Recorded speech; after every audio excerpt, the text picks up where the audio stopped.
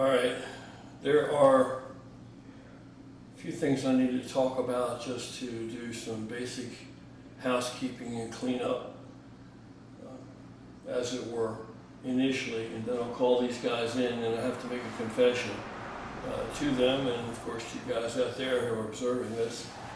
You know, it's really not easy, man, it's easier to call other people out on their bullshit than to call yourself out on your bullshit. So,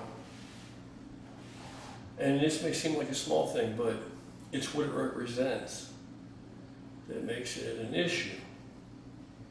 So I've been screwing up. Now I could say, well, I've got this leg, and it's, you know, look, I tore my quad in freaking half. I mean, you can look at it and see it. It's, and I'll show it to you. Not right this minute because I don't feel like standing up on it, but I'll show it to you. It's because it's swollen right now, the knee. It's deformed for life. They can't repair it. They can't stitch muscle to muscle that didn't pull off at the insertion and ripped in half. So it looks like hell, in my opinion. It's deformed for life. I'm not feeling that. I'm not digging that very much. It looks like shit. Especially compared to my other leg. My right leg looks like it normally looks. My left leg, never going to look like that again. It's fine. I'm an old guy, you know. It is what it is, as long as it functions. But I also we brought the quad along rehabilitatively. It had to reach a minimum level or minimum standard before we could actually have surgery in the knee. So when the quad got to the point that it wasn't beneficial to continue to try to develop it, rehab it, because the knee was now holding it back. Then the torn meniscus from the same injury, it's all one and the same causal situation or event. So I had the meniscus cut out of the knee, had the knee cleaned up. So then of course now we got to rehab the knee. Well, the quad was never fully rehabbed. You know, I mean, I'm sure there are some people that think, oh Christ, by now he should be okay. Well, no. You know, if that's what you think, fuck you. Simple as that. Because no, by now it shouldn't be okay. In fact, the surgeon actually confided in me, he is the surgeon, but he's also the guy that's the specialist that I've been dealing with since day one with this. He told me, he said, look, maybe I shouldn't tell you this, but in all honesty, when I first saw you, the first time I looked at this, I thought you were in for at least a solid year just to rehab, to regain function in that leg. So we're way under that. We're coming in at like a third of that, right? So I don't want to hear it, you know. But, you know, as we recover the knee now from surgery, which that's not a huge deal, but the quad was never fully recovered. The quad never got to the point where I could step up a step with that leg and pick myself up. It never got to that point, let alone bending further and having any kind of stability or any kind of power, you know, where I could lift myself back up on it. It never got anywhere near that point because the knee was holding it back at that point. Now the knee's been fixed. What do you think, the quad developed and learned and rehabilitated itself in the meantime? No. So now as the knee's coming back, now the quad has to catch back up and get to where it was and move further, move forward, get it resolved as much as possible. So now the knee's getting swollen all the time. And I believe, and my doctor agrees, thinks probably that makes sense, that the knee's getting aggravated and swollen because the quad's not able to pull its weight. It's not doing its job. It's my outer vastus is torn in half. So without that, you have four, you know, that's why the complex is called a quadricep. You have four muscles involved there, in front of your thigh, and they are holding that knee in place, basically. Basically, they're just holding that knee there. And you've just eliminated the outer left one, the outer quad. So they have three. So common sense is going to tell you the knee's pulled out of position somewhat, has to be. So I have to strengthen up this outer quad yet. So, you know, going up and down stairs, big challenge. I'm trying to do it. I'm getting around probably 80% of the time I don't have a cane anymore. I only have the cane when I absolutely need it. And don't get confused. Without the cane, mobility is cumbersome and clumsy, and it's painful. It's painful and it aggravates it, but I'm trying to push it, and I'm still taking prescribed NSAIDs that are also a muscle relaxer, and that's bringing me along. But nonetheless, with all this, to perform my job, which I have to get back to work and do, and this is the same work I've done for 30 years, same field, same occupation, and I've never, in 30 years, over 30 years, I've never been injured on the job. I've never been out of work at all for any type of an injury in 30 years, over 30 years. So this is the first time, this is a new thing, and no, I'm not going to rush it. I'm going to push it as hard as I can. Clearly I'm doing that because it's swollen every couple of days now, and then that sets me back. I have to stay off of it when that happens.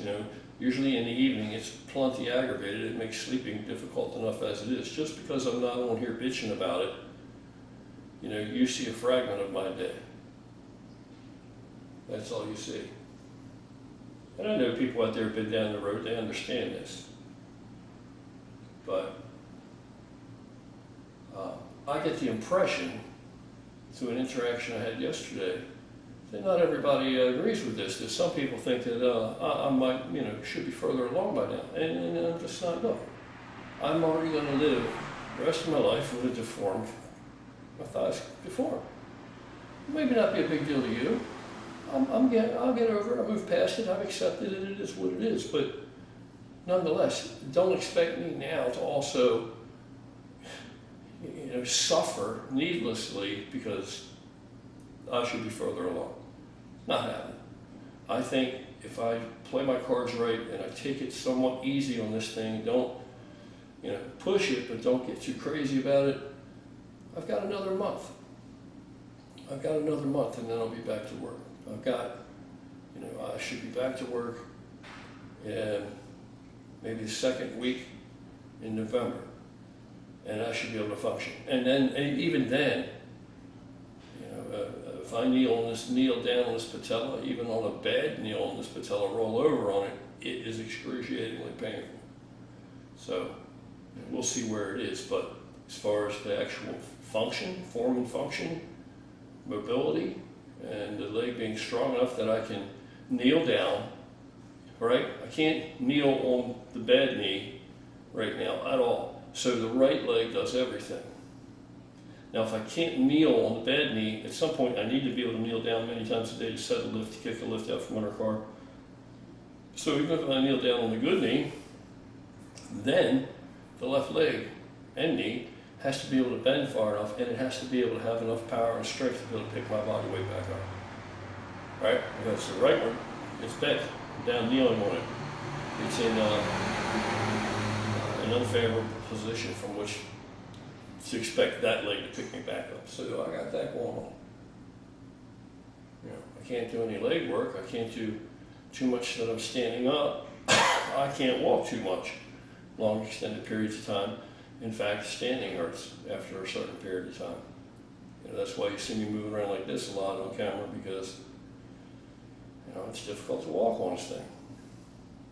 And there are some days, like today, where I'm going to need to use the cane because it's irritated and it's swollen, and it's just going to cause more damage to try and mobilize myself on it. So some days I still have the cane. But I'm not complaining, I'm not bitching, I'm just clarifying, because I think it's come a long way from what happened to it. Having said that, there are places where, and like I say, point out, we all fall short, we all fall short, I fall short, we all fall short. Well,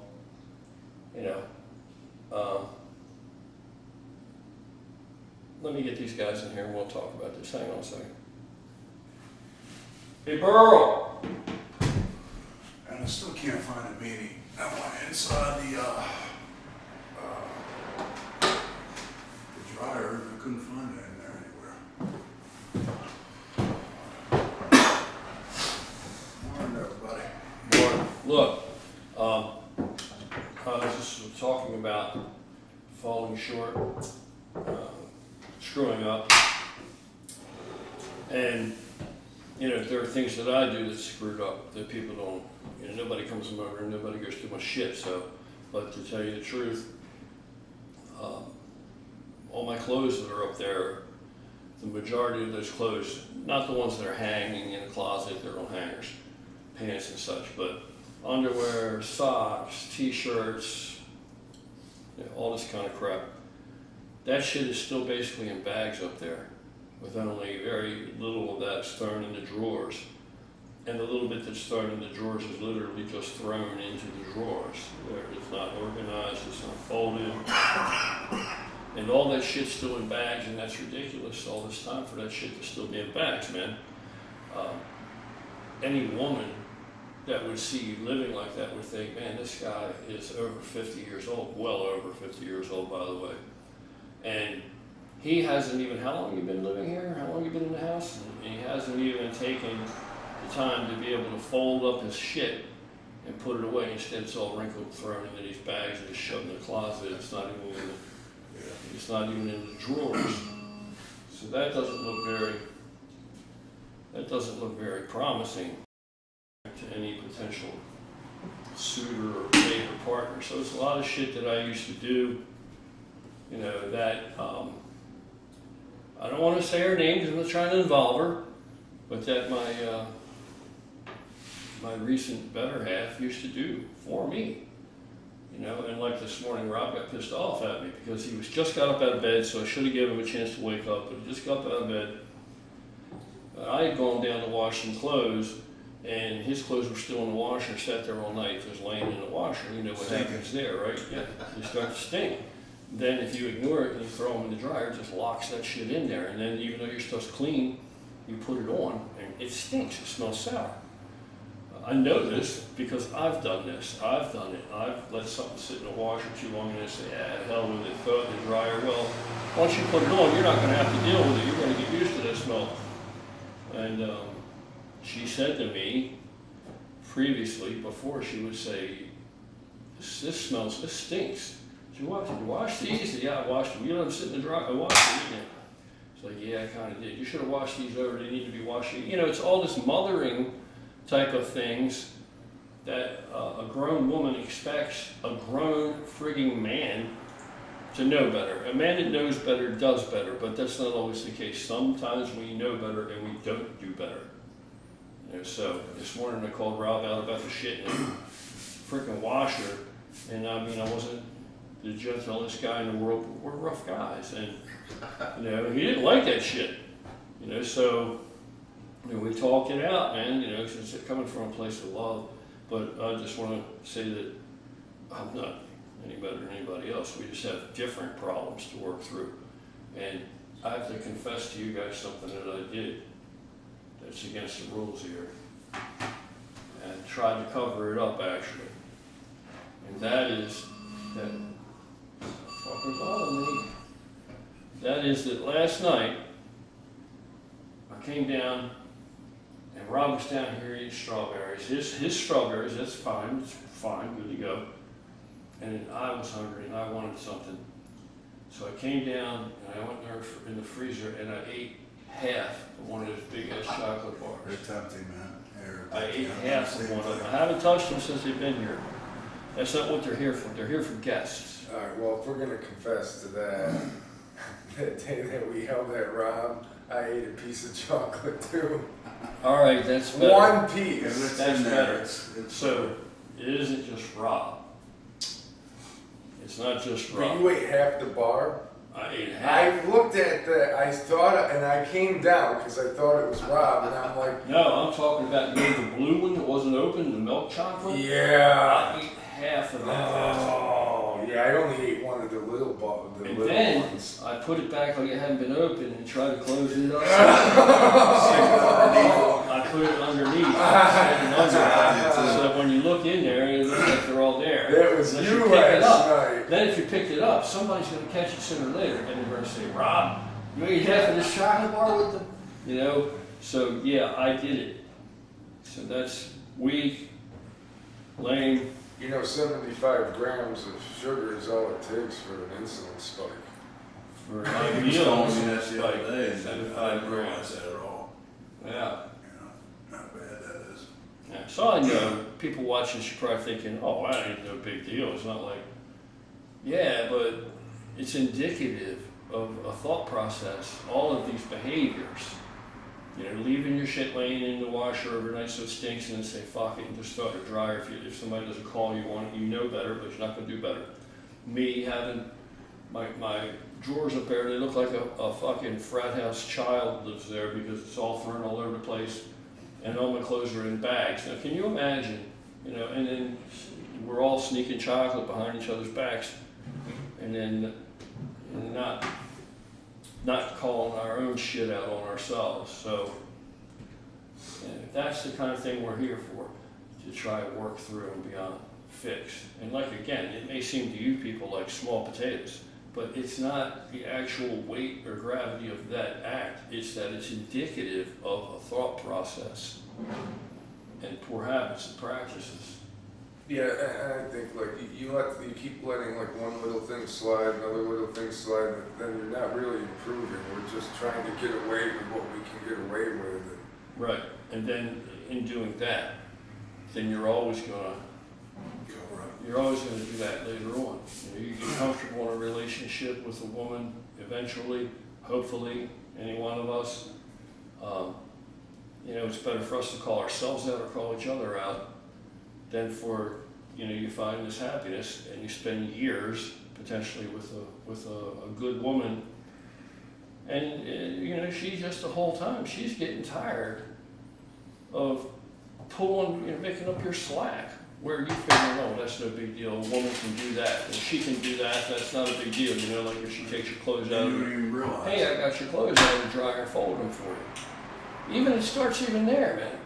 It starts even there. That's like, hey, I appreciate that, but you, after she does it a couple times, do you think, you know, she's still thinking that that's cool? She's thinking you're a lazy fuck. You know, that you've seen her do it before. You don't care or respect that it's additional amount of work that she has to do. I mean, can I just add, like, some things, yes, but it's not like when I was with Ashley, she ever mowed the lawn, for example, you know, so. She's not supposed to mow the lawn. Alright, well, I mean, She's not supposed to mow the lawn for real. The woman that's mowing the lawn, maybe looks like she probably don't have a man in the house. And I'll tell you another thing I did. Okay, my garden tractor, our garden tractor, there's another fucked up mentality. Our garden tractor, that I bought. Our garden, but we're together doing everything together, so we bought. See, there's another screwed up thing. Our garden tractor, all right, it has the lobe that operates the fuel pump, the mechanical fuel pump, it's gone bad, it's rounded off. And it wasn't replaced when the engine was rebuilt. So I decide, well, I'll put an electric fuel pump on and be done with all that. So I get one. Well, the lowest output pump I could get, the lowest I could get is too much for this lawnmower. So that's not going to work. Well, I got it all wired up, and then, you know, no, it's not going to work. So I need a fuel pressure regulator. And not just any piece of shit $20 fuel pressure regulator. I really need one that I can adjust and I know exactly what it's doing and all that shit, right? I mean, it's not much money. It's like $80 for the one that I want. Even a carburetor for this thing's only like $50, right? It's inexpensive shit, but it crapped out the last time sitting up on the hill over at the house, back of the house, and that's where it sits right now. So what happened to my motorcycle, electronic ignition module went out, and that was $300 and some, $3 something, like $320 something. So I bought the electronic module for $320 something, like immediately with a quickness, and got it back on there, got the bike squared away, because God forbid the bike is not in fully functioning form for any amount of time at all. Yet there still sits the garden tractor. You know, whereas I could have spent the $80 and just put the fuel pressure regulator on it. But instead I figured, well, you know what, while I'm taking care of that, I haven't gotten to that yet. Well, why hadn't I gotten to it yet? Because I was fucking lazy. Didn't make it a priority. And so instead I hired somebody to come out and cut all the grass. I was fucked up anyway, leg was bad. You know, but still, you know, the point is I left that, and I didn't resolve that, and left that like that, and just figured, well, I'll pay for him to cut the grass every, you know, a little over every week, and But the point is, I pay them $60 every time they cut the grass, and the repair for the lawn tractor would only be $80, you know? So it still sits up there on the hill, and it still needs to be repaired. And those things that you think nobody's looking, they're looking. They're looking, man. Your kids are looking. Your girl's looking. Your old lady's looking. They're looking. So you can't be too good. You know what I mean? It's not like any one of us are going to emerge from this too perfect, right? So that's why small things count. Because sometimes you got to start at the small things. Because you're not getting the small things done, so you better not think you're going to jump to the big things. Right. Small steps. Do the small things, you know, and then that'll take you into the bigger things. Anyway, I just want to talk about that. That's all. I confess my chocolate fucking philandering.